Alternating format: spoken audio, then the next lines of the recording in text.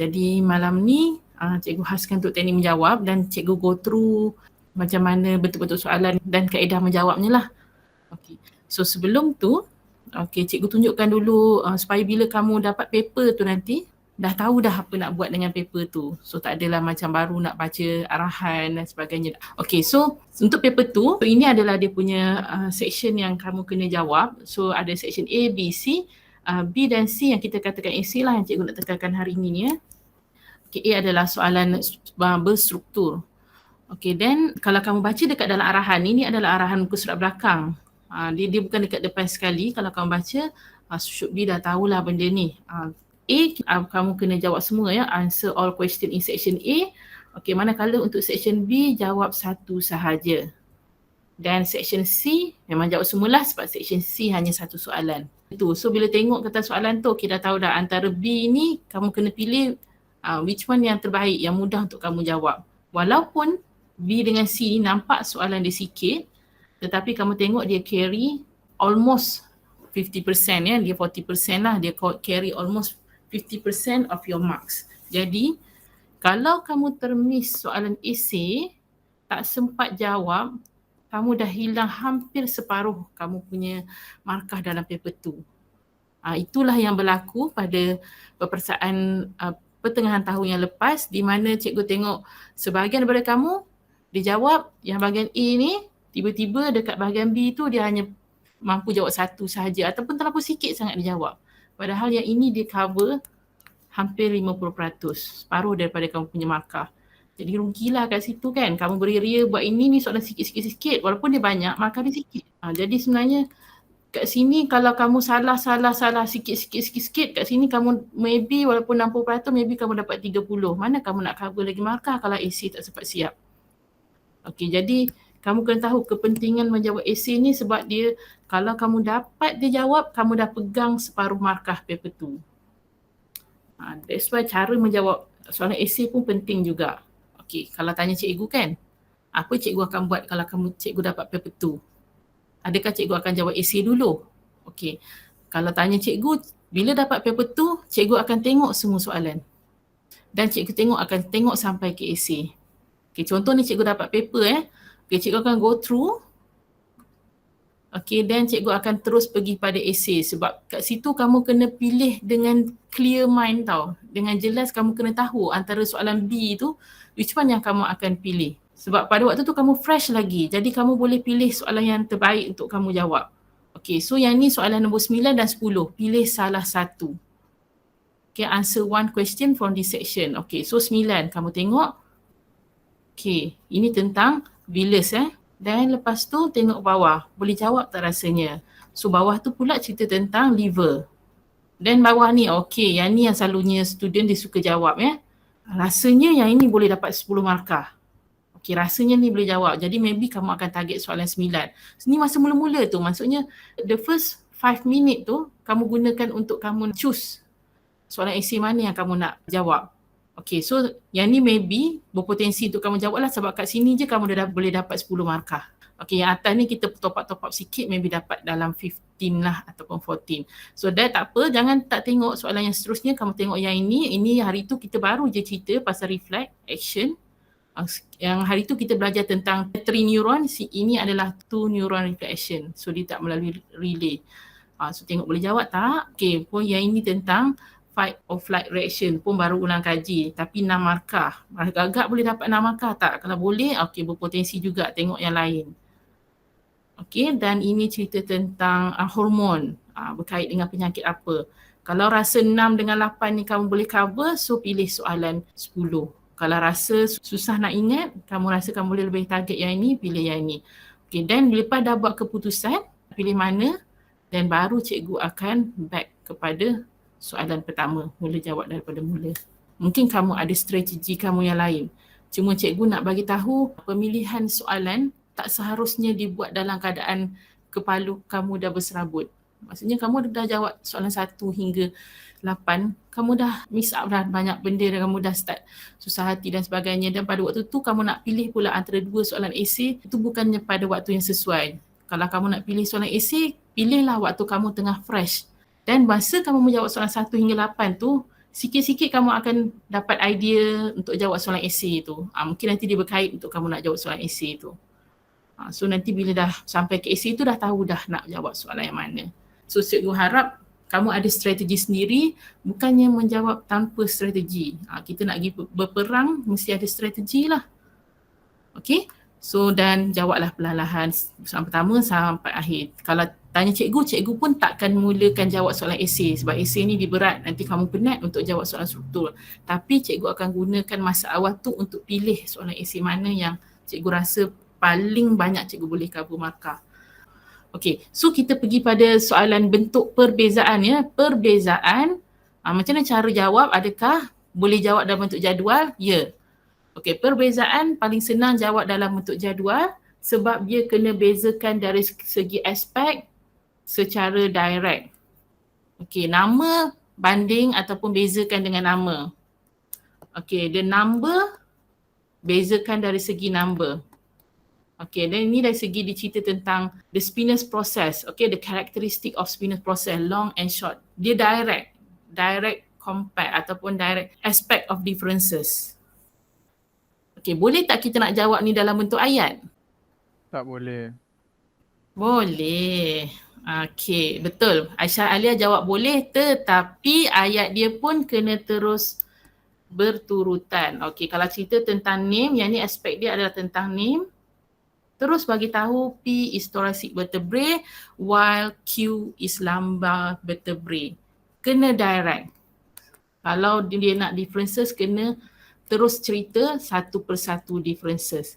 Okay, nanti cikgu tunjukkan bentuk lain ya. Kalau kamu cerita tentang contohnya the centrum ya. Okay, P has smaller centrum while Q has bigger centrum.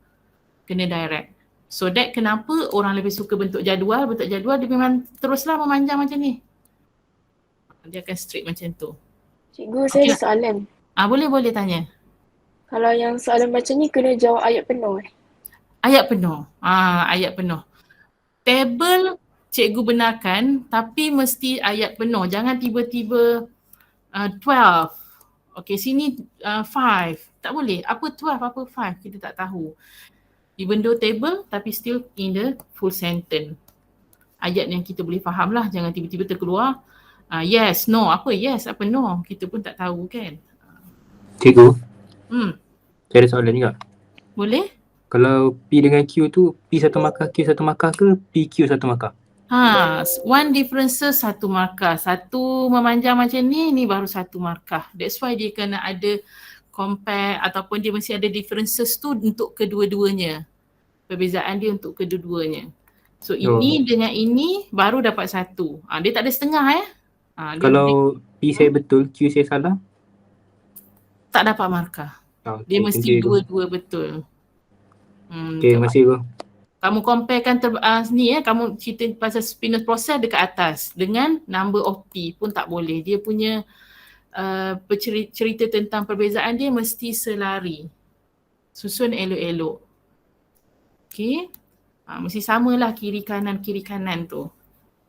Okay. So itu adalah untuk soalan perbezaan. Boleh dalam bentuk jadual. Cikgu ulang. Boleh dalam bentuk ayat. Dalam bentuk jadual kena ayat penuh. Kalau dalam bentuk ayat kena terus kamu bezakan satu aspek tu terus berturutan. P, Q dan next P, Q. Macam tu. Dia jangan P, lepas tu Q dia tak terima Okay, kenapa yang ini, soalan ini kita tak buat table? Dia ada dua juga. Tengok perbezaan dia. Yang ini ada two action. Action P and action Q. But the answer scheme dia tak buat direct compare. Sebab tengok bentuk soalan dia. Bentuk soalan dia adalah tentang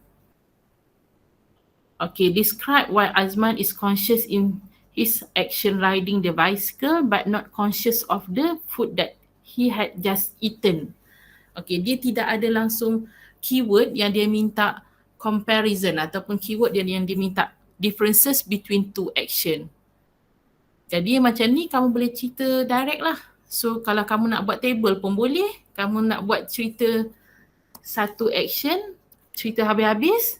Dan baru the next action, cerita habis-habis pun boleh. compare dengan differentiate tu baru dia receh sikit, kamu kena buat satu persatu. P is involuntary action, Q is voluntary action, tapi yang this one dia lebih bergaya bebas. Okay, so itu next adalah bentuk soalan. Okay, sama juga, tengok ya, tu hormone here. Okay, tak ada dia minta compare, jadi kita boleh cerita lah. Okay, ceritalah hormon R habis-habis. Dah habis tu baru cerita hormon S. So sebaik-baiknya bila kamu cerita two types of hormone, langkau satu lah supaya pemeriksa tahu, oh ni dah masuk cerita pasal ethylene pula. Okay, kebiasaannya kalau 6 mark, okay 3 markah untuk satu hormon, 3 markah lagi untuk satu hormon yang lain. Jadi kamu agak-agaklah buat dalam 5 point, lepas tu dah boleh pergi to the next hormone lah. Ni pun salah juga ni. Okay, bagi nama pun boleh dapat markah. Okay, tapi apa yang salah kat sini dekat point nombor 2 tu? Kamu rasa? Apa yang cikgu pernah ajar sebelum ni? Hormon R. Yes. Jangan kamu namakan dia auxin, tetapi stop sampai situ saja auxin tu, the rest answer kamu gunakan semula hormon R. Okay, jangan guna auxin lagi sebab kita takut nama yang kita bagi tu adalah salah.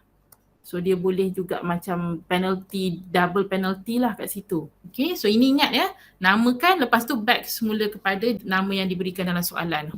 Dia tidak perlukan table disebabkan cikgu kata tadi dia tidak ada langsung comparison ataupun differentiate. Okay, yang ini tentang auxin, nanti kamu bacalah tentang auxin. Dah habis baca ke ni? Auxin semua ni dah baca ke? Dah. Oh dah, Alhamdulillah. Soalan ni pun sama, dia cerita tentang the two type of force K and L. So kita boleh namakan K dengan L tu, boleh. Tetapi bila kita cerita semula yang lain, letak semula K dan L. Jangan letak cohesion dan adhesion.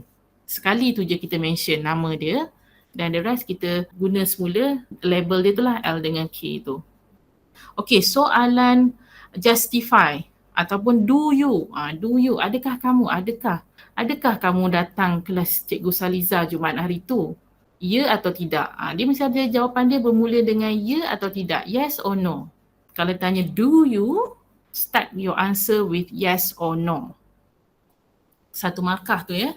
Cukup risau student yang kertas soalan dia kosong, tak ada langsung highlight apa-apa, tak ada gariskan apa-apa dekat soalan. Means that student tu dia tidak berusaha untuk highlightkan the keyword of the question. Kalau kamu bijaklah dalam menjawab soalan, kamu mesti dah highlight dah dia nak apa. Do you, dia mesti yes or no. Dan baru kita explain. Okay, ni soalan yang dia sebenarnya mudah, tapi kenapa cikgu nak tunjuk? Sebab cikgu tengok kamu punya cara menjawab tu tak kemas lah. Kalau kita kata kalau pakai baju tu, umpama kamu pakai baju tu comot, compang-camping macam tu, dia tak kemas. Discuss the good and bad effect of the diet on his health. Macam mana kita nak jawab tu? Kamu punya stimulus untuk soalan ni adalah diagram. Jadi kamu highlightkan stimulus tu. So yang first cerita tentang nasi lemak. Okay, nasi lemak dari segi good dia boleh bagi apa? Dan apa pula yang bad dalam nasi lemak? If excessive. Okay, dan habis cerita nasi lemak, cerita pasal sambal cili. Jangan berterabur macam campur semua, kejap nasi lemak, pergi kacang goreng, lepas tu balik nasi lemak, balik semula, tak ada. So macam itulah kamu susun kamu punya essay step by step. Nasi lemak, good, bad. Sambal cili, good, bad. Boleh ke ni? Boleh. Boleh. Boleh, cikgu. Okay, thank you.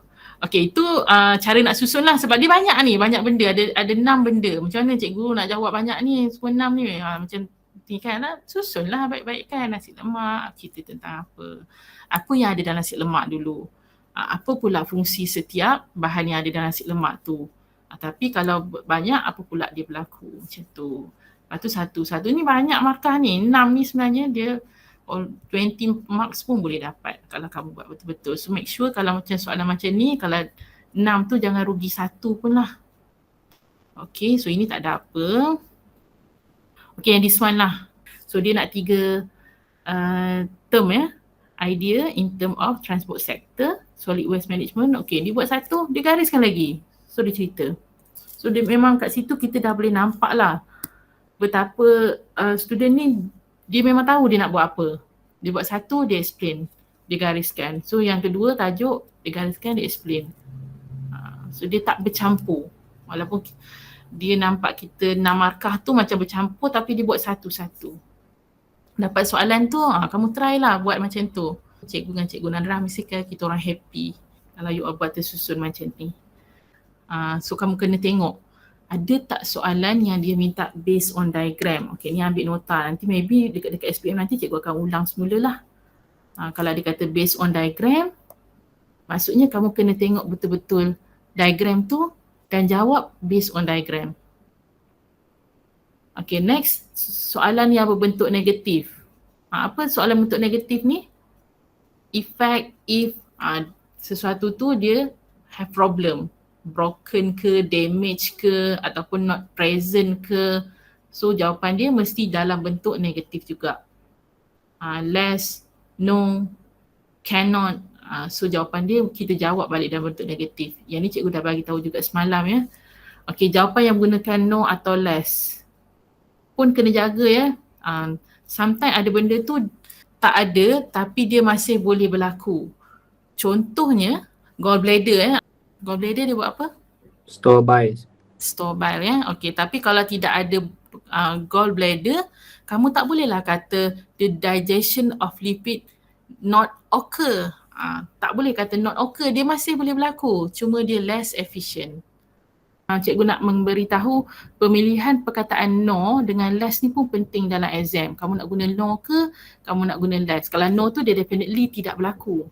Kalau less tu dia masih berlaku tapi dengan kadar yang lebih kurang lah. Kena highlightkan dalam exam tu gunakan keyword yang betul. Okay, dan juga more. Perkataan more ni contohnya ada banyak mitokondria. Why? Okay, the in muscle cell have more mitochondria compared to the skin cell contohnya lah. Okay, dan jawapan dia mesti more lah. To generate more energy. To carry out more cellular respiration. So jawapan pun kita balas dengan more balik. Kalau negatif kita balas negatif, kalau less kita balas less, kalau more kita kena balas dengan more. Kamu tak boleh bagi tahu more mitochondria to generate energy. Dia tak boleh. More mitochondria to generate more energy. Okay, jawapan bagi fact atau effect. Kejap lagi tengok Okay, jawapan dan fakta. Contoh yang ni yang biasa soalan tentang respiratory structure Okay, characteristic of respiratory structure for efficient gases exchange. Jangan jawab efficient gases exchange lagi. Tukarlah ayat kamu supaya kamu tidak ulang semula soalan. Dekat soalan tu kamu garis fakta yang ada dalam soalan tu supaya kamu tidak repeat dalam jawapan.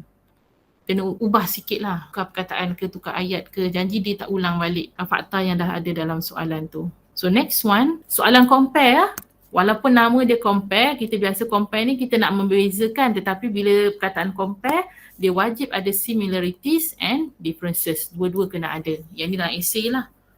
Kalau ada compare, automatic kamu kena buat dua-dua sekali. So itu common type of question lah. Dan common mistake yang student biasa buat yang berkait dengan soalan-soalan tertentu. Okay, ni soalan justify yang cikgu kata tadi. Okay, Aminah ni dia ada obesity.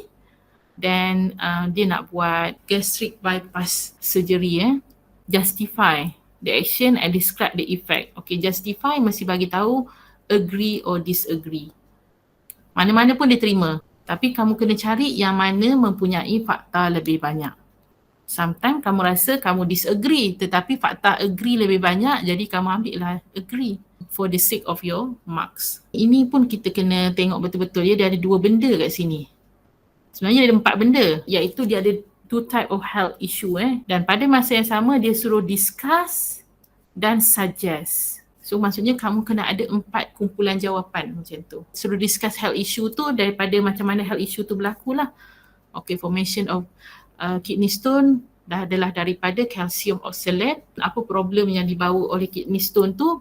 They block the ureter and reduce the production of urine and causing pain when urinating.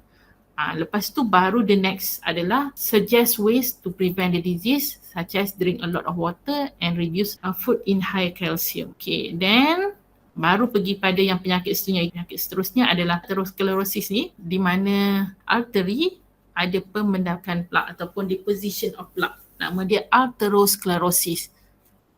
Ada dua nama dekat-dekat ni, siapa yang perasan? Satu lagi apa? Arterius. Arterio. Okay, atherosclerosis dengan arterio. Artero dulu, bila benda tu dah lagi keras dekat wall of the artery, so kita dah jadi arterio.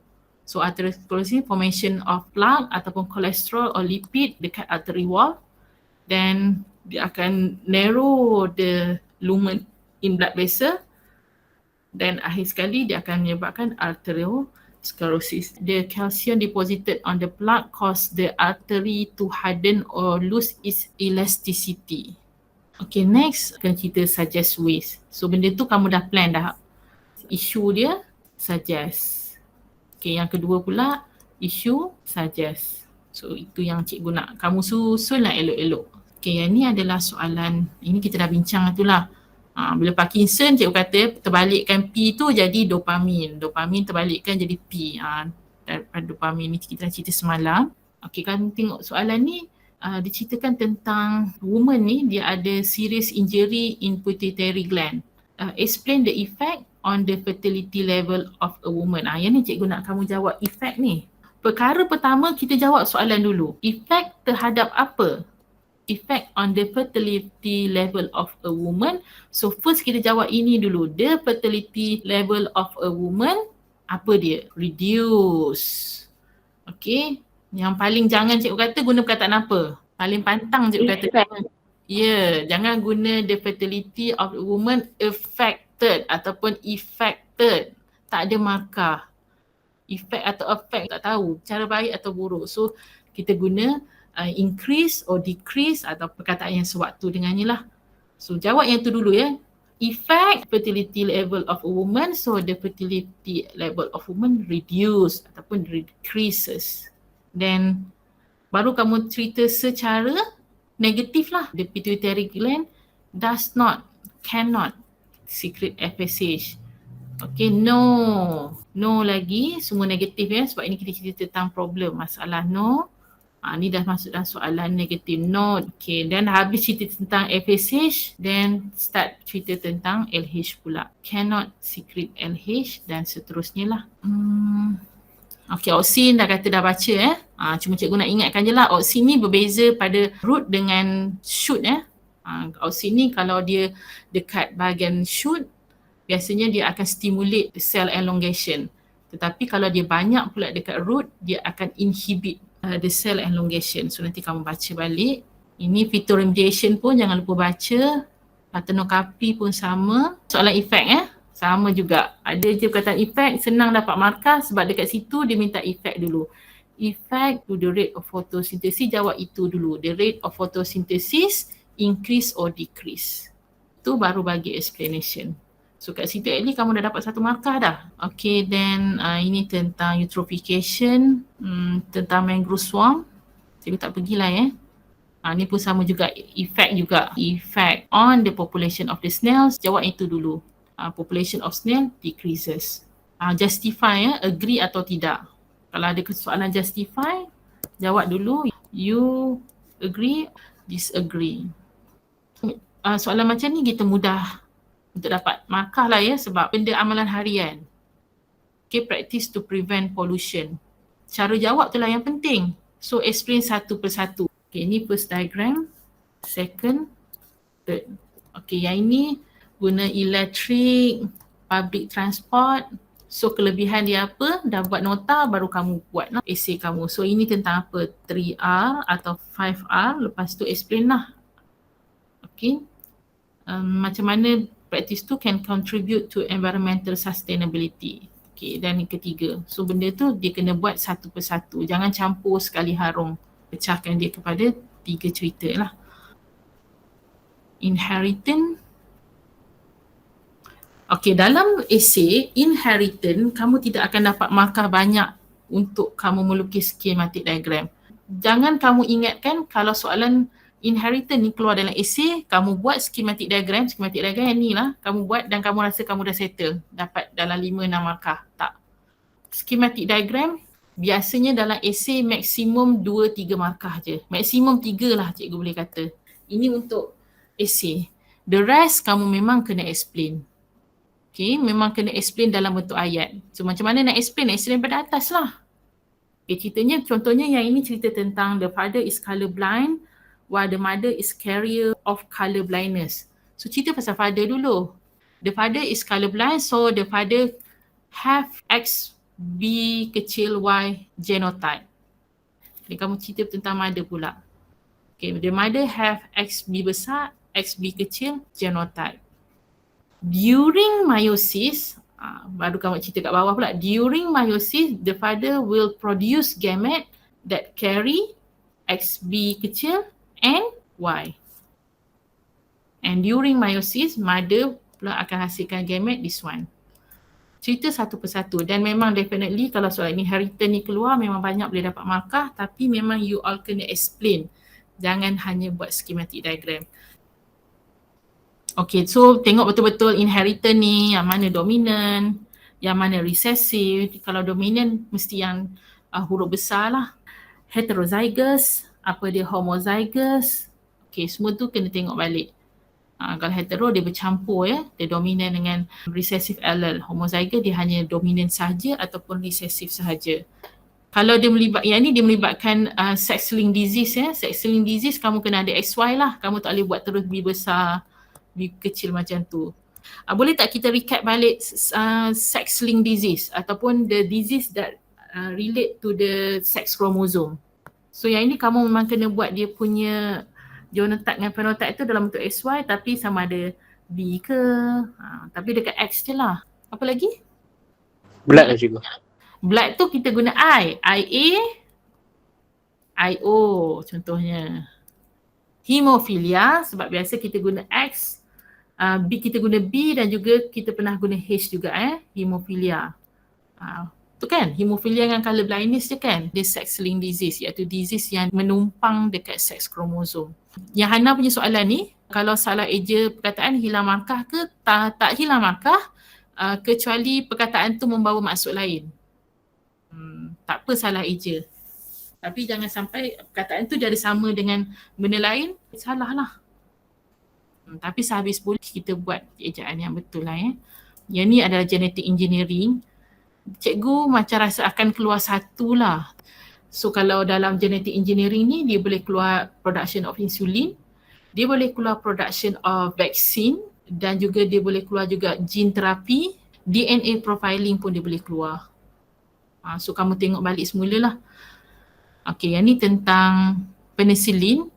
So ini GMO, GMF, ini pun boleh keluar jugalah. Ni dia tanya advantage and disadvantage of GMO and GMF. So macam mana production of GMO dengan GMF tu pun kamu kena tengok balik semula. Soalan tentang genetic technology ni. Dia paling senang keluar dalam esei tau. Kenapa Haziq nak cikgu tengok pasal research ke? Tak, tadi kan cikgu tanya yang daripada colourblind semua. Research bukan genetic disease. Research adalah variation among us. Dia bukan the disease yang kita kena treat. The research ni adalah kau dah rabi, aku dah raib, macam tu lah. Kau ada research, aku tak ada research. Dia macam bukan the disease lah. Kita tak panggil dia adalah satu problem. Cuma sebabkan kita berlainan, so bila the research tu incompatible, dia boleh menyebabkan masalah. Research semua dah study lah ni. Research dia mesti cerita tentang ibu mengandung ni lah. Research ni masalah dia, the antibody of the research very small, so they can cross the placenta. Hanya problem jika the mother is rhesus negative, the fetus rhesus positive. Tapi untuk anak pertama lepas, sebab the mothers they not yet produce the antibody, tetapi during the delivery akan ada sedikit pencampuran darah. The blood of the fetus of the first baby boleh bercampur sedikit dengan the blood of the mother, so that automatic the mother akan produce the antibody. When the next pregnancy, the antibody pass through the placenta dan dia akan menyebabkan coagulation of the blood ataupun dia akan menyebabkan condition yang kita panggil baby tu kena erythroblastosis fetalis. Tu yang bahaya dia. Tapi untuk mak dengan anak yang darah A dengan darah B tak ada masalah. Sebab the antibody of A, antibody of B bigger. Tidak boleh cross the placenta. Tak ada masalah. Untuk research sahaja, antibody dia very small, dia boleh cross the placenta for the next pregnancy. So cikgu doakan kejayaan kamu semua dalam semua subjek yang kamu akan hadapi dalam trial. So anggap jugalah trial ni macam experience benar, tapi jangan sampai tak cukup rehat, jangan sampai tak cukup tidur. If you have any emotional distracted ataupun ada rasa terganggu, apa-apa, cari orang untuk kamu nak cerita. Cari cikgu pun tak apa, siapa-siapalah untuk kamu cerita, untuk kamu legakan dan kamu boleh fokus untuk kamu study. Jangan simpan. Setakat mana kamu boleh baca, insyaAllah lah. Sejak kamu baca tu, kalau tak keluar sekarang, keluarlah nanti waktu SPM. Bentuk-bentuk soalan supaya bila kamu nak jawab esei tu, dia tak jadi kelang kabut lah. Maksudnya kamu dah plan nak buat apa dan kamu boleh jawab esei dengan jauh lebih baik berbanding sebelum ni.